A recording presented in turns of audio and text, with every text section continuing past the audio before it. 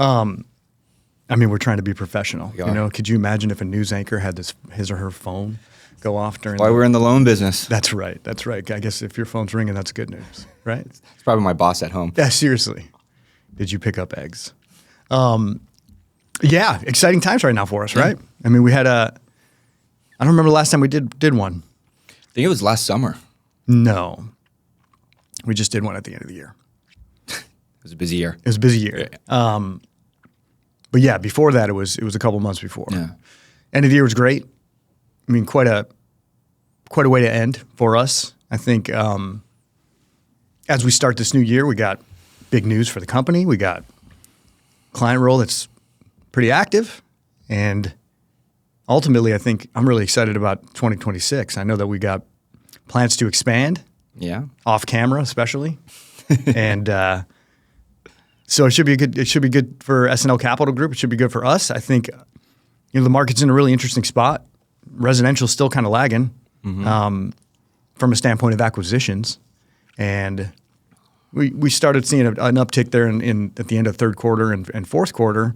Got a couple things right at the beginning of this year, but I think the sentiment out there right now is it's just difficult. Right, I was talking to one of our clients on the way over here, and what I kind of made an analogy of is it's kind of the opposite of what was happening in COVID and post-COVID, but it's similarly difficult, right? I mean, in the COVID timeframe, it was really hard to get an offer accepted.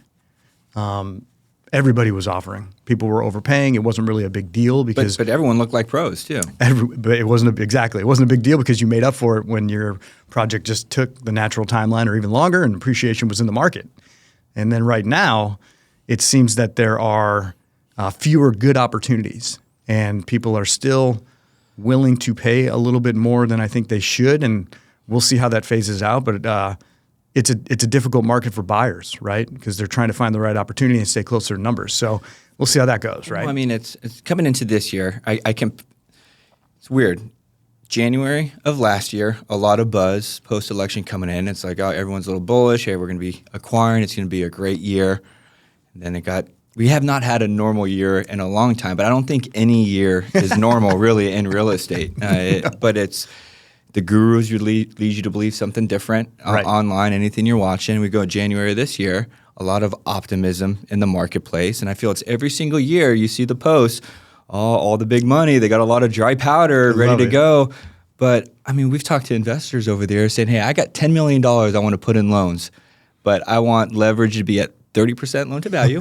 I want to be in first position, of course, and I want my interest rate to be in the mid-11s. Right. I immediately say, well, that is not dry powder because you're not looking to deploy capital if that's right. And I feel that's kind of what's going on right now. People are looking for the perfect deal, and I feel there are a lot of investors, sponsors, bars, whatever you want to call them, on a Tuesday, as well as lenders that are licking their chops and their wounds, I should say, not chops, from deals they've done over the past couple of years. Yeah. You alluded to the market kind of being soft out there in the 1 to 4. We've said for the past couple of years, all the market needs to do is trade flat for these deals to have some issues selling. And I think that's across any type of transaction and asset class. And since we're in person, this is bothering me, so I'm going to fix that. Oh, thank you. What is it? Color? You had a little lapel outside of your head. And that. Thanks, Dad. Yep. And if your wife is watching, don't worry. There was no tension in that either. Okay. I think that's across all asset classes, right? And I just know that if we had the whole video like that, you would look at it and go, God damn it. I probably wouldn't have even noticed it in the video until you said it. I'm just saying. Because it is true, right? I mean, you would respond to that investor a lot different than I would. You know, it's like, I have $10 million to deploy. I want 30% loan to value in the mid-11s or 10s or whatever it is. And I would say, I want an extra 6 inches and be playing in the NBA. And that's not happening. So it is funny, though, because you get into this January cycle where, I mean, outside of, I think, 2024, you know, when I went out to CREF at the end of 23, it was not a good situation. It was people were not very excited about what's going on. But we do see the sentiment right now, especially in the commercial space, where there's light at the end of the tunnel, or transaction volume is up, or you fill in the blank on how people want to spin it. I always go back to the comparison to the foreclosure narrative on the residential side, which is we went through such a long period of time where there were effectively zero foreclosures. Because you couldn't. Because you couldn't. They wouldn't let you. They wouldn't let you, but it wasn't happening. And then you get the run up in equity and interest rates low and all that kind of stuff. And then you start seeing, and I hate to be a news guy, but you start seeing the news articles that says foreclosures are on the rise.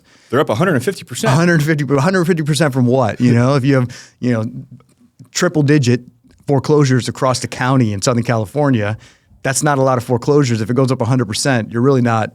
From 1 to 2 is a pretty big percentage. Exactly. Yeah. So I think it's all about perspective, right? And so transaction volume may be up, but where is it up from? It's up from historic lows. It's not necessarily normal. I would say there are less transactions happening, but that creates an opportunity, right? I think that creates a drive. You have people that with staying power. Staying power is huge, right? When I was talking to our client on the way up here, I said that you got to weather the storm. I think that people get, for a necessity too. I don't want to make it sound like it's not income driven and like livelihood of their lives, but people get distracted with something new that they can make money with. And then there are other people who are like, this is what I do for a living, and complete stop, right? Well, I'm going to be a real estate investor on the residential or the multifamily or whatever side it may be. And ultimately, they look at it as this is their profession, ride or die. But there are the ancillary people that are out there that are thinking like, what am I going to do for money? I haven't been able to be successful at this for a little while. Transactions have dried up. And those people, unfortunately or fortunately, will have to exit the market. They may be back when things get better eventually. But I look at that as an opportunity. I look at that if you can weather the storm and really build your brand and be somebody who's considered a quality buyer that performs, or a lender in our situation that can provide lending. I think that creates that reputation in the long run to where when things pick up, you become part of the top of the list and the call list. Yeah, and it's staying in your lane. I talk about it all the time. It's like you have a strategy that has worked. Why deviate from it until it stops working? Because you could be doing extremely well in the sub $750,000 price point. Yeah, you're not getting $400,000 rips per deal, but on a percentage side of things and the velocity of deals you can do while reducing your holding costs per deal, not putting all your eggs in one basket, there's a benefit to that. But you do see borrowers more often than not knock it out of the park, 1, 2, 3 deals out, let's say in an empire. Now I'm going to go do ground up in LA. Yeah. One, a completely different project, but the navigating the city in itself, or even the ADU play. I mean, I do not want to go down the ADU rabbit hole. I've shit on that parade so many times the last 6 months. Disclaimer. If you're a long-term buy and hold cash flow investor, it's good for you. If you're looking to do a value add play on an ADU, just don't do it. Or you can do it. Long-term, long-term. Because then our investors will buy that project in 12 months. Which we've seen more and more of those in submissions where you see an ADU play that is not completed. Walk us through it. We did 2 last year. We did 2 towards the second half of last year, right? And so what ends up happening is you have somebody who's ambitious and wants to do it, and all good intentions, that seems like a good idea. It pencils on paper, and they get through it, and there's an infinite amount of outcomes that can happen to make that project not worth it. That's the part that I think people overlook. It's not just timeline. It's not just city issues. It's not just material and labor costs. You're also talking about trying to understand whether or not you have a crew that you can count on, which we know in the investment space, crews change over all the time. It's very rare to find one investor that works with the same crew for a decade, right? And so ultimately you're taking on a project, in most cases, the ones that are not successful typically have a factor of, this was my first ADU play. This was my first time working in this city. This was my first time converting this space that was illegally permitted, right? There's always this variable in which kind of increases the likelihood of that deal not becoming successful. And so what ends up happening in both cases last year, we had investors who were buy and hold investors who understood construction costs. Maybe they were fix and flip investors also, or fix to hold investors previously. They see an opportunity where they can take their normal process. It's not as timeline reliant. The cost, they understand. They've done it before. But their end goal isn't to finish the ADU and sell the property. They may. That doesn't mean they can't do it. But what they end up doing is going and completing the project. They're going to hold it. So they're not really reliant on the short-term immediate return of that transaction to make it successful. And I see that as kind of an overlooked part of the ADU, right? Because it makes sense, the ADU. And we both do some bashing about ADUs, but it does make sense from a buy and hold strategy. You're talking about income. You're generating more income on a property that's relatively affordable, right, quote unquote, because you're talking about residential as opposed to multifamily and big scale projects. And that income makes a huge difference. It drives value. It makes it cash flow. It improves your cash out refinance situation eventually down the road. And that goes back to if you can afford a permanent loan at a rate of 6.5, 7, whatever it was at that time, eventually over the next however long the time horizon is, we don't predict these kind of things. If interest rates come down, your cash flow increases even more. And that's the definition of having the right mentality about that. I've never been a fan of the 16 units behind an SFR. I just don't think that that is good for communities. I don't think that that is good for the people that live on that street. You could call me a NIMBY. It's really not about that. It's about aesthetics. All I want is the developers out there to, let's just call a spade a spade. You build properties for profit and to drive revenue and returns to your investors. Wait, hold on. You're telling me it's not for affordable housing? Come on. Let's do away with the smoke and mirrors on that, and you might lock up more properties on the front end. I don't care. Your pitch deck says you're doing this to bring affordable housing in the coastal market of Oceanside. You're not building ADUs on the water or building multifamily on the water for affordable housing. You're building it to drive. So now that that's off my chest, like we've struck a nerve, ladies and gentlemen. We've struck a nerve. No, but back to the ADU. Something that I think borrowers should keep an eye on, and we've talked about this before. Just because your lender is willing to grant you the leverage, right, doesn't make it a good deal. And we've been fortunate with the borrowers that we've worked with over the years, and these guys that have been acquiring these broken ADU projects. They're underwriting to that perm takeout on the back end. They're not pushing 75% of stabilized value because if they do that, they might have to come in with 20% cash close refi. I had a deal hit our desk late last night, so pretty much early this morning, where construction deal, built added units and then a couple ADUs, great looking building, but the parameters that lender gave them on the front end was a high leverage construction loan at 75% of stabilized value. Now they're coming up at maturity, project's not fully complete, and let's say you're at 75% of stabilized value. There is no room for even a bridge refinance in that situation. And if you want to refinance with perm debt, the income is not going to support it. Right. And then also you got to look at timeline. The debt for these construction loans, the term on the debt is not aligned for the time it takes to complete these projects. So I don't care if you think you're going to finish a construction deal in 2 years. It's going to be very difficult to do. You might have done it before, but most cities, for a lot of the points you alluded to or mentioned earlier, it's very tough to land that plane within 2 years. Most construction debt is in like the 18 to 24 month range right now. Right. So it's not necessarily saying it's a bad deal, but the timing of when you take out that construction financing could really make or break your overall project. I mean, we see that exact thing happen on ADU plays with some of the institutional lending opportunities out there that lend through corresponding agreements or white labels and whatnot. It's a 12-month term. A 12-month term structured like a fix and flip. Oh, by the way, there's an ADU, and here's 80% loan to cost or 90% of the purchase and 100% of your renovation.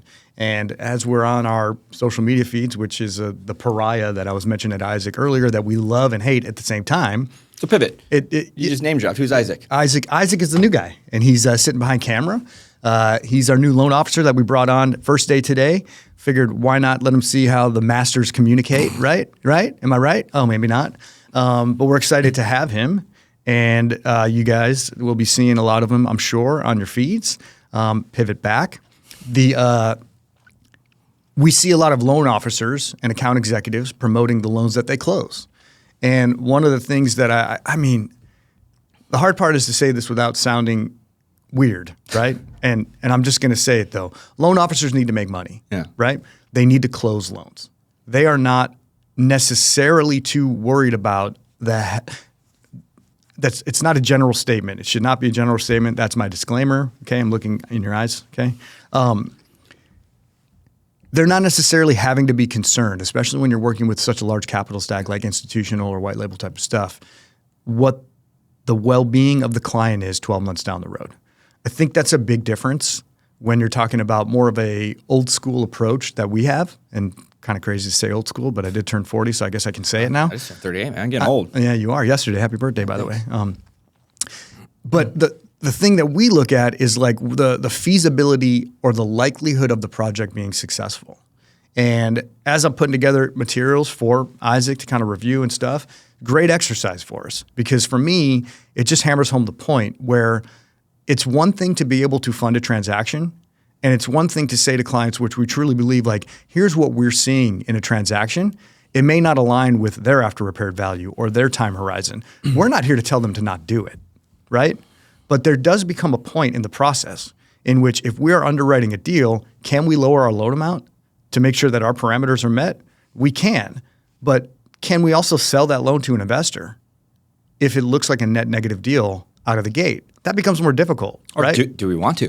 No, that's what I'm saying. We don't want to, but if you're looking at it from a practicality standpoint of an investor, let's say we were the type of people, which we're not, that would say, hey, we're okay at 70% of the purchase price because that's 65% of ARV. Yeah, in 6 months that turns into a negative deal, but they promise us they're going to do it in 3, right?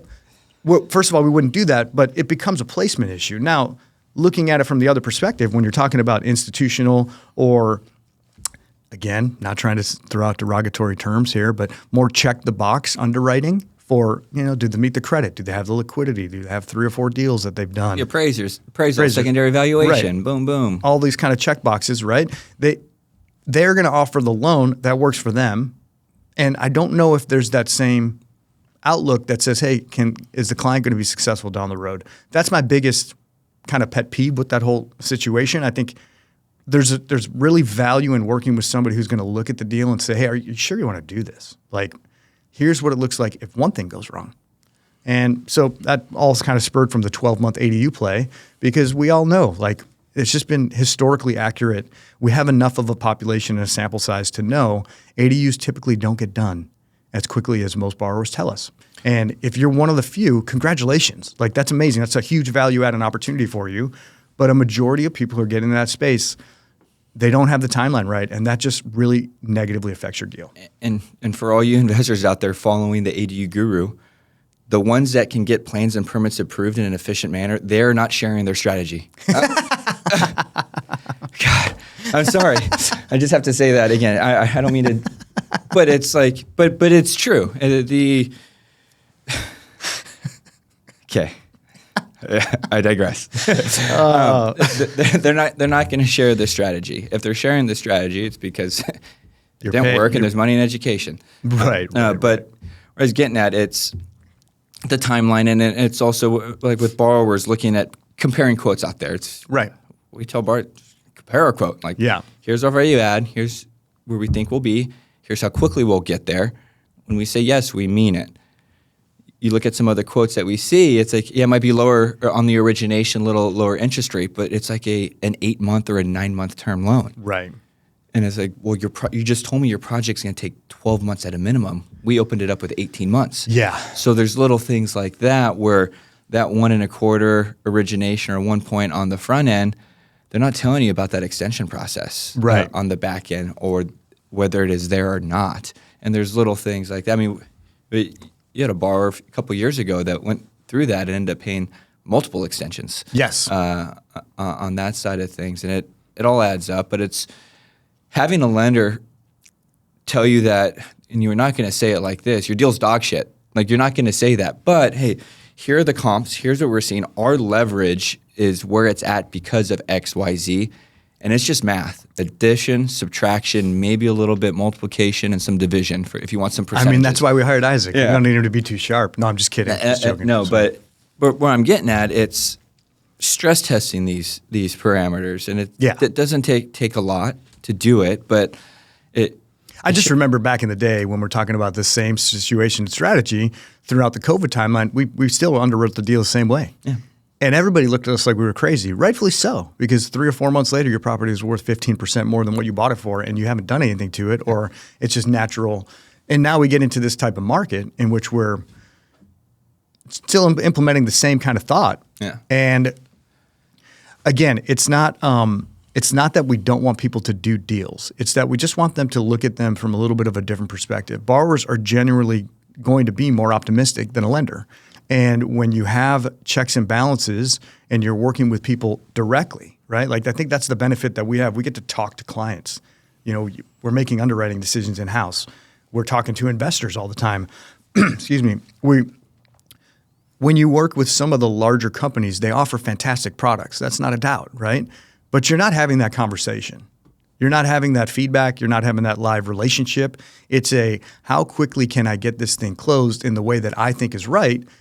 And if you're right, fantastic. But what if you're not? And we just have seen a lot of people that have maybe not been wrong, but they just haven't been as right as they thought they were going to be. And that's where you get into that. So, I mean, I don't know how to pivot out of that, but I feel like our blood pressure is going up. So I think we should just calm down. Pivot. So we started this conversation with optimism in the marketplace and then got a little sidetracked, little tangent, a Whoopies. little down in the gutter a As little bit. My son would say, whoopee. But I think this year last year we were bullish on the bridge space. This year, still bullish, even with the increase in competition. I think competition is a good thing. Oh, yeah. It allows borrowers to have more options.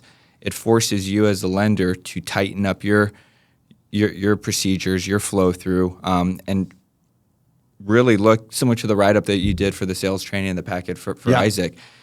Forces you to look at where your competitive advantages are at, and are you wasting time doing tasks that aren't generating deals or targeting certain types of deals we're not even going to be funding. And it's very easy to go down little tangents, especially let's say you hit a batting slump and we get a little rut, like deals keep falling through or we lose a couple borrowers to a competitor, which is natural. Yeah. Like, you have to trust the process and continue doing that. But it's very easy to be like, well, we just need to get something, so let's go after this or let's do that. And you see it out there on social media and other companies like advertising. It's okay to say that closing deals is difficult. Yeah. It is not. You're not going to pick up the phone. Say, hey, Corey, you got a deal? Yeah, Brad, I'm going to send it right over. What's your pricing? I'm glad you called me out of the blue on 12 Wednesday and 2. afternoon. Good, I'm going to send you 4 deals. No, that's not how it goes, and it's tough. And you'll have a great conversation with a borrower today, but what are we doing to stay in front of them for when they finally lock up a deal 9 months from now? Right. I can't call you every 14 days asking where the next deal's at. You're going to stop taking my phone call. Very quickly. So it's how do you mix that up? How do you do it? Because it's about. I mean, ultimately, I'm not a checklist person per se. You know, I know. You do know. As Brad is the king of checklists, but I think ultimately a lot of it has to do with discovery questions, right? I mean, not to sound too cliche, but that whole manual is in my mind right now. You're trying to find out your client or prospect's goals with what they want to do in the future. That's going to dictate your cadence with them. So, for instance, one of the things that I went through was how do you ask for business in the future from somebody that you just did business with? You're not really doing that. That was a question that came up as I was kind of working through the manual. It's like, no, you're not doing that. What you're doing is when you first talk to that person before business, you're having a better understanding of what their goals are as an investor. And that means volume. That means activity. That means how many deals they want to do at one time, if they want to do more than one. Because you should have that rapport built before you even have an opportunity to close a deal with them. Like you said, rarely are you going to get a call that says, I have a deal right now and I only want to work with you. What's your pricing? Let's go, right? It's happened. Not very often, but and when it does, I'm concerned. It's like, what's wrong with it, right? Yeah. You know, and so what BK are you going through? It's not. That's pessimism. I know. That's the difference between us. We're going to say, hey, look at this deal that just came through. But you got to look at it from that lens also. I just think that your cadence with the people that you work with is not going to be consistent with each person. So you need to find a way to understand their goals, understand what their objectives are. Because if you're talking to somebody who says, I'm looking for a deal right now, then it's your job to touch base with them frequently to say, hey, how can we help? Have you come across anything? Do you want to run any hypotheticals? That's a huge offer that I have with clients that I think they really like. Not everybody calls me on it. I'm not butthurt about that by any stretch. But I always say to them when it's the first initial call, I want to offer you this service. If you are not even planning on writing an offer on this property, but you want to have an idea of what the loan looks like, call me. Let's go through the entire process of how we value a deal, how we kind of look at the numbers, what your cash to close is going to look like, what your complete cash outlay is going to look like when you're talking about payments and value add costs, closing costs, third-party fees, escrow, title, and insurance. Let's get down to the actual granular side of it. And if we do that 10 times before the person even writes an offer, the likelihood of us closing that deal and funding that transaction, regardless of what's out there, is going to be so much higher because there's that relationship there. And so it comes down to whether they want that. It comes down to whether they're open for the conversation. And a lot of times, I'm big into sports, right? I like watching and following sports. You find yourself a Dodger fan that's a client, talk to them about baseball. You find yourself a Laker fan, talk to them about how much they hate LeBron James, right? I mean, ultimately, like you can literally find something in common with people in which it can be a call that says, hey, how are you? They're a real estate agent. What's going on with your listings right now? I've seen on social media that you closed a few. Tell me the story. Yeah. And the story's not, this was easy. So that's the cadence. So how do I work it? It's more about trying to understand the person as a person. One of the things I was thinking about yesterday is imagine if we only talked to people we did business with. Think about it like that. So you're only communicating and reaching out to people you do business with. My first question would be, how does Isaac get started? He's not doing any business right now. He will. If you look at how silly that seems, it all comes back to networking. I was thinking about networking when we were talking about our LinkedIn posts and stuff like that. You are genuinely needing to work and talk to people that you know in your heart you're never going to do business with. You hope that you will, but you have to build the rapport because there's no other way to start doing business with somebody without talking to them. And so if you're only limiting yourself to prospects that can convert or people that are directly into what you're doing or the list goes on, you're doing yourself a disservice, right? You really are. You have to build the relationship and understand what's the appropriate cadence. And it's not going to be the same for everybody. Every list is different, and people are going to think I'm crazy about that, but that's kind of how I do it. It's a little bit more of an art than a science. Artiste. No, it's true. It's asking for a deal without asking for a deal. And sometimes that is just connecting your network. Right. Like, come meet some of my competitors. I mean, how many times have you seen me say that, which is cool. Like, come meet some of my competitors. There's a lot of overlap, but I'm just confident in what we can do in the timelines we do things. And I'm friends with a lot of our competitors. I know. I think they're great people. They have great loan products. On that, but if you're getting a quote from them, send it on over. I'll undercut the pricing. No, I'm just kidding. No, it's but there do it for 1 point better. No, I'm just kidding. There's value in connecting your network because to increase the chances of getting more looks, one, you have to put yourself out there, but two, you just want more people to throw your name in the hat when someone in their network has a need. And no one really needs private money, asset base, hard money, whatever you want to call it, until they actually need it. Yeah. And sometimes it's me connecting an investment sales broker with an appraiser. Right. Or another lender in my network with someone on the First American analytics side so they could talk shop and figure out how he could farm certain deals, strategizing with other lenders, other investors, investment sales brokers, sharing them from a lender's perspective where I think they could source acquisitions for their investor clients based on some pain we think is coming down. Yeah. We're not on the investment sales side. We just do loans.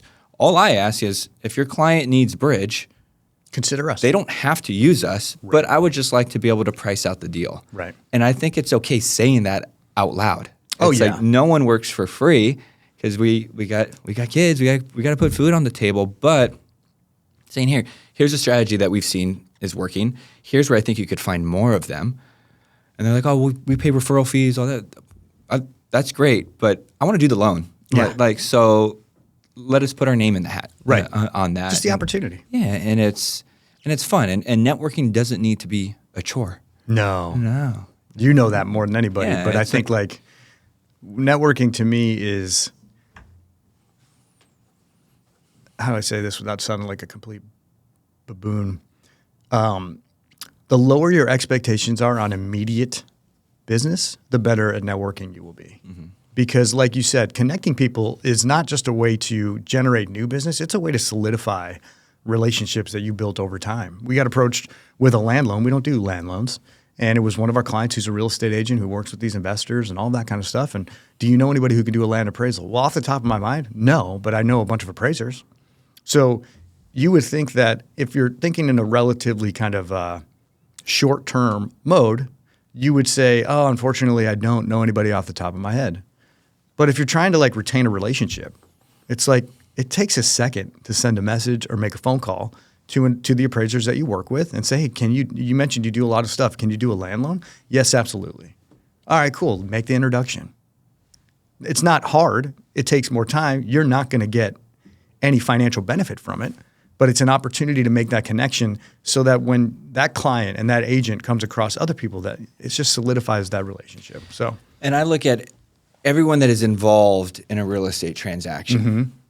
Like you just connected the appraiser as well that might get that job, mm-hmm.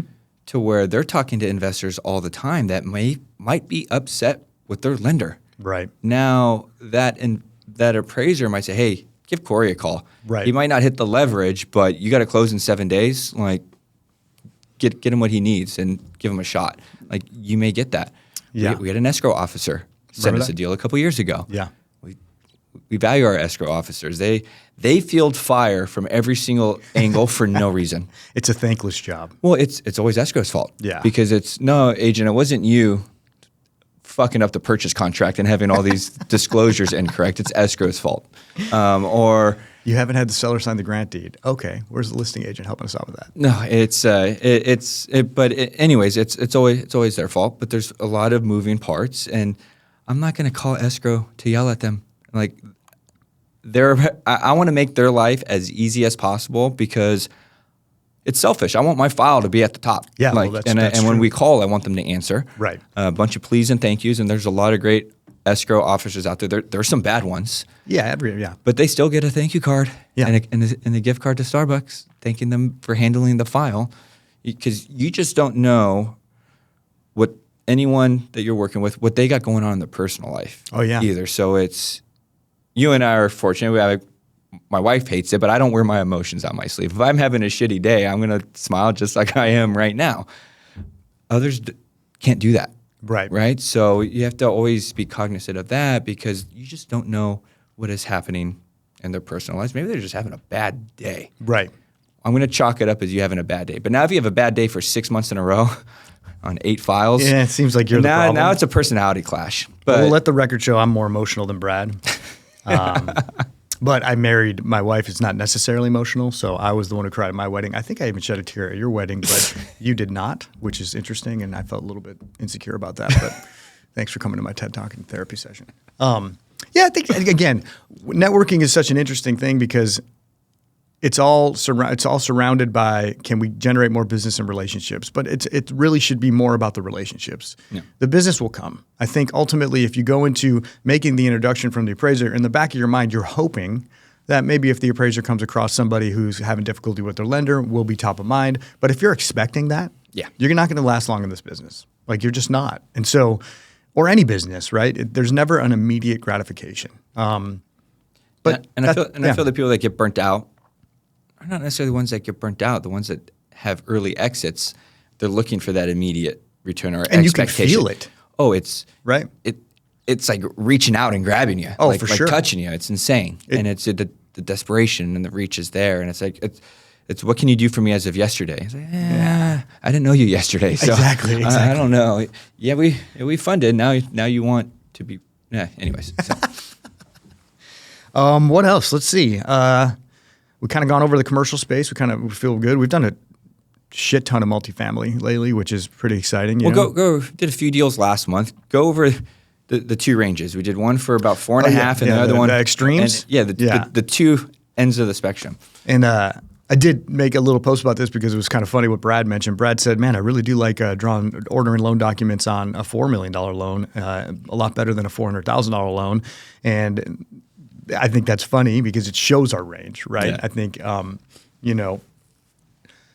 I also believe wholeheartedly in the commercial space, it's okay to be unknown in comparison to some other folks that may have been here for 20 years. Our entire job right now in that space is just to continuously prove to that part of the industry and that sector of the market that we can do the loans that we know we can do, but we're doing them with our investor base. And I think that that's something we've known, but maybe other people don't, right? And so this is words are cheap too. Words are cheap, and everybody in sales is going to tell you that they can do that and all of that kind of stuff. So let's go with the $400,000 loan, fix and flip transaction, South County, San Diego. South County? Did I get that right? Central County? Northish. Northish County. That's what I said. Northish County, San Diego, a client who we've worked with in the past. I think ultimately what we've also seen over the last few years is groups that are multiples, right? You see like partners in deals, right? Partners in deals, but just general groups, 2-3 people that have gone out and post-COVID and been able to find properties easily, been able to kind of have success. Maybe they've gone through some deals that haven't quite penciled at the end of the day. You're starting to see a little bit break off and say, hey, I want to do this one on my own. I want to do this one on my own. Oh, I found another partner I want to do that one with. So repeat borrower of ours, great guy to work with, straightforward fix and flip, right? One of the guys that always will say, oh no, I'm going to fund the rehab on my own, right?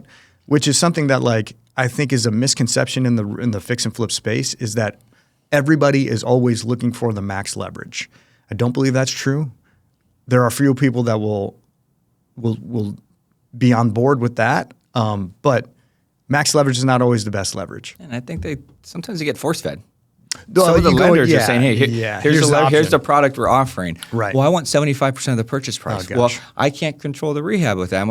So you're going to open it up with 97% loan to cost? It's get out of here. But again, I think if you're somebody who watches this or is interested and you're looking for other options, maybe you have more liquidity that you want to buy a property with to provide yourself with multiple exits because you've got burnt last year and your high leverage loan became expensive, became really detriment to the amount of time you were in the deal. There are other options out there. The big box kind of lenders are going to provide you with their option. We have a couple different options. So that was a fun one to do. And then the other side of that spectrum on the deals that we closed last month was the 48 units in Central California. It's your classic using leverage strategically. And we talk about that all the time. All leverage is not good leverage.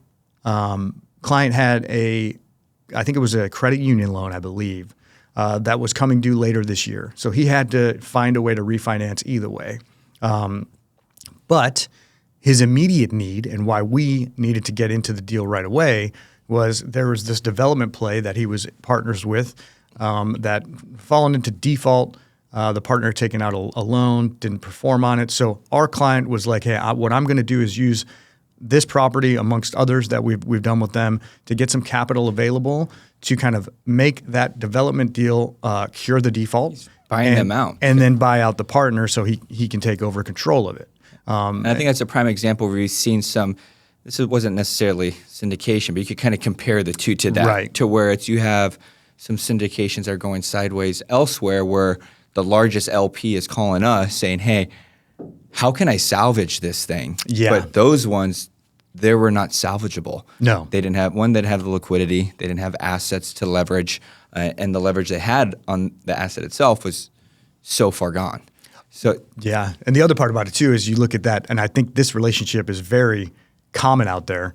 Is the limited partner is the one with the experience, and they're looking for a passive way to invest. Mm-hmm. So now they go out to somebody who may not have as much liquidity, but found a great opportunity, who is now syndicating a transaction, and then that person who doesn't have experience is getting bought out by the person that does have experience. So underwriting the sponsor in those situations is probably just as important, if not I don't know, more important than the opportunity. They're both very important, but ultimately, and if you're looking to get into a syndication to be more passive in real estate, I would just really, really stress to you that if the sponsor isn't as experienced as you are, or relatively as experienced as you are, there's a potential that you can run into issues. But they have a really good podcast, Corey. I mean, listen, we've got a lot of followers on Instagram, and they do coaching on the side. But yeah, so that was the kind of the ranges or the outside of the bell curves for us, and it shows that we have the ability to do a lot, right? We love our residential business, loan amount $750 million or below, really straightforward, cosmetic rehabs, that kind of stuff. But we really have an infatuation and like an obsession, really, that's kind of what it has turned into, to getting more and more active in that commercial space. I think commercial bridge is bridge. That's Brad's go-to line. Bridge is bridge. It should be asset-based. We are asset-based. It should be common sense underwriting. That's what we do. A lot of people out there will look at a private money bridge loan, and then the requirements and the documentation needed to fund that loan, it's not as straightforward as it needs to be. And so we feel strongly in our ability to perform in that market. We're showing that over and over and over again. And I think the more that we do, the more we will do. And I'm super excited about that because I, too, like working on $4 million loans a little bit more than $400,000 loans. But, as I say that, the borrower on the $400,000 loan is a really fun guy to talk to. So, it's great. And I like how he sourced the deal. It's off-market purchase. Right. Referred over from a title buddy. Right. That just said, hey, I know this owner that's looking to sell. They're getting these offers. And then our borrower is like, well, let me talk to them. He reviewed, because he's experienced. He reviewed the offers. All the offers were from wholesalers. Right. He's like, I'll make you a better offer, because what they're going to do, they're going to lock this up, and then they're going to bring it to me. Right. And then you're going to, who knows when they're going to close. So he was able to provide a stronger offer and then be substantially less where these wholesalers were going to try and retrade it at. Right. And he immediately, I think, added probably 60, 70 grand margin by doing that. Right. And the seller made more money. Yeah. So, wholesalers are worth their weight when they're doing a good job, and they're, so we've also had some interesting discussions about our feelings about wholesalers, and just like any part of the business. So not everybody's created equal. There are good actors and bad actors. There are good wholesaling shops. There are bad wholesaling shops. Everybody's trying to make a buck. I totally understand that. But the fact of the matter is, if you can source deals directly, and in this situation, he's a loan officer at a conventional mortgage shop. So I'm sure his networking strategies are very similar to the way we are. And he got that introduction from somebody that he's known for quite a while. And it turned out to be a good buying opportunity for him. Well, ideally, knock on wood, it's going to be a good deal for him, and it pencils. But you don't get approached with that scenario if you aren't engaging with people that you know. And you're engaging with people that you know because you genuinely want to engage with them, not because you're only asking them for business. And I would argue, I think I talked to him about it. I think he's known this referral source for 10 years, and this is the first deal that she sent to him. And so it just goes to show you, it's really hard to put specifics on the time horizon it takes to go from a prospect to somebody that's doing business with you. You could come out of the gates and meet somebody at a valet. That's exactly what I did. My very first client that I ever had, went to an investor meeting, didn't talk to the guy the entire time, went to go get my car from the valet. It was in Pasadena. Mm-hmm. Ended up doing 4 or 5 deals with him in the first 6 months. That's just luck. But you're putting yourself in the position to be out there. You're willing to go up to a guy at the valet and say, I didn't have a chance to talk to you at the meeting, right? And so, or just showing up to the meeting in the first place. Yeah, showing up to the meeting in the first place. But you just got to have the willingness to go out there and be curious about what people are doing, learn about their goals, learn about what they're trying to do. How can you help them? If you can help them directly with business, that's the most ideal situation. If you can help them in other ways, help them in other ways. Good karma goes and comes. Yeah, and I want to pivot back before we wrap up here on. We talked on the capital stack a little bit and different types of debt that's out there. Not every borrower wants max leverage.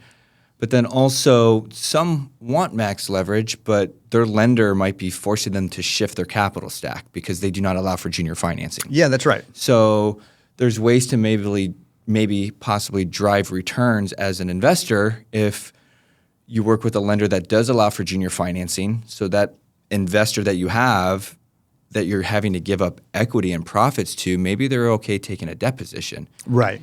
It's going to be a potentially lower return for them. They're a little bit more secured because they're in second position versus taking equity. But now you, as the investor, do not have to give up that equity. So there's different ways to stress test it and talk to other lenders just to kind of see what is out there. And it might only be a 3% improvement in your margins, or it might be 15%. There is going to be a tipping point where it does make sense to shift that a little bit. And there's two avenues that can kind of hammer home this point. We've always said, till we're blue in the gills, if your lender doesn't allow for junior financing and your loan rep is telling you, yeah, you can't record a second until the day after closing, that usually means that if they do record that second, you're in default of your loan documents. Yeah, the docs will be pretty clear. The docs will be pretty clear. There's no reason for them to tell you to do that after the fact. And the idea of nobody's going to check, that's not a good enough reason to move around six figures of money, first of all. The second thing would be in a market like post-COVID, when everything's going gloriously, it's not a problem. In a market that trades flat or pulls back or is a little bit more difficult, you better believe it's going to be a problem at some point in time. It's not a matter of if and when. And if your deal doesn't do as well, now you're opening yourself up for additional liability. So we'll continue to say that. I don't care if the market takes off tomorrow and goes 100x up, we're still going to say that. But yes, as a lender that we are allowing junior financing for people to kind of raise capital through their other investment sources, whether that's friends, family, people in our community, other real estate agents, the general contractor in a lot of cases will get involved in the deal.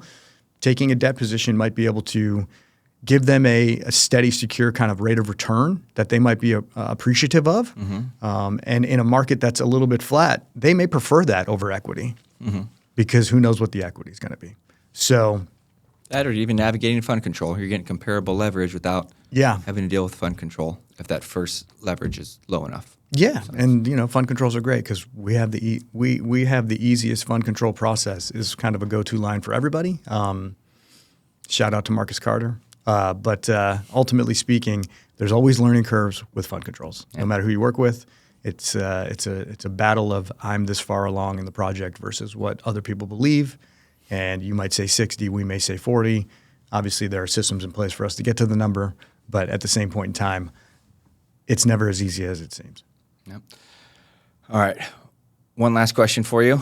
I think I should go back to the tape. When did basketball playoffs start? When do they start? Yeah. I don't even think we've gotten to All-Star break. Yeah. So they start in March, April, May, June. I don't know. I called it last year. Yeah. Who do you see going into the finals? So I think that it's probably too early to say.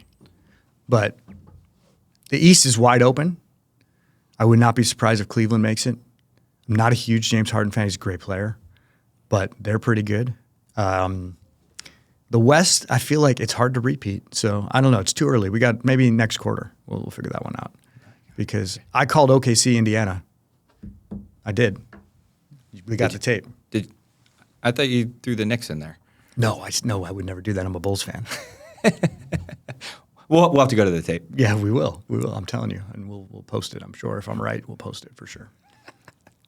All right. Shit, well, I think that's a wrap. That's a wrap. Who do you got in the Super Bowl?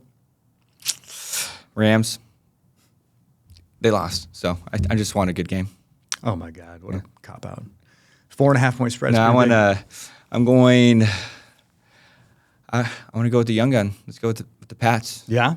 Young quarterback. Is it second year? Second year, Drake May. Yeah, I think it kind of shows you boring survives. Boring does survive. And I would say, I don't know. I'm afraid to give you my opinion because I'm pretty sure – I'm just going to say it. I think Seattle wins heavily, which just means for all of you out there, if you're listening, bet the house. Trust me. Go opposite. Bet the house on the Pats because I am never right, dude. Difference on who I want to win and who I think is going to win. But, yeah.